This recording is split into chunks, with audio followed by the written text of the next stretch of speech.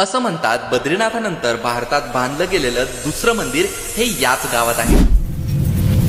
बहादरपूरच्या या पार्ट 2 मध्ये आपलं स्वागत आहे। या गावाचे मालक रामलालजी मिश्र अत्यंत श्रीमंत आणि आसपासच्या अनेक गावांवर त्यांचं प्रभुत्व होतं। लोक त्यांना मालक म्हणूनच ओळखायचे, जणू की ते या सर्वांचे करते धरते आहेत। एकदा ते गेले बद्रीनाथाच्या दर्शनासाठी।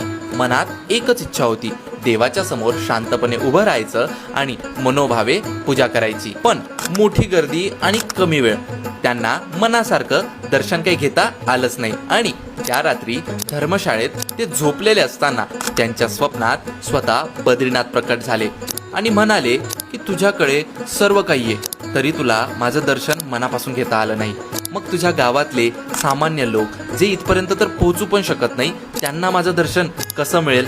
जर तुझी इच्छा असेल तर मी इथे जसा आहे तसाच तुझ्यासोबत तुझ्या गावात येण्यासाठी सुद्धा तयार आहे। आणि हे ऐकताच रामलालजी मिश्रा बहादरपूरला परत आले आणि त्यांनी एक संकल्प केला, आपल्या गावात बद्रीनाथाचं मंदिर उभारायचं। आणि या संकल्पनातूनच या गावात उभं राहिलं हे बद्रीनाथाचं मंदिर, जे मुख्य बद्रीनाथ मंदिरानंतर भारतातलं दुसऱ्या क्रमांकाचं मंदिर आहे आणि जिथे आजही मोठ्या भक्तिभावाने रथोत्सव साजरा केला जातो। आणि नंतर गावात शिक्षणाची कमी भासल्यानंतर रामलालजी मिश्रा यांनी गावात ही शाळा देखील सुरू केली, जिथे आज पहिलीपासून तर डिग्री घेण्यापर्यंतचे शिक्षण मुलं गावातच करतात, जिला आज इथल्या लोकांनी फार व्यवस्थित जपून ठेवलेला आहे। शाळेच्या आवारात रामलालजी मिश्र यांचा हा भव्य पुतळा देखील आपल्याला बघायला मिळतो। तर अशी होती बहादरपूरची ही कहाणी।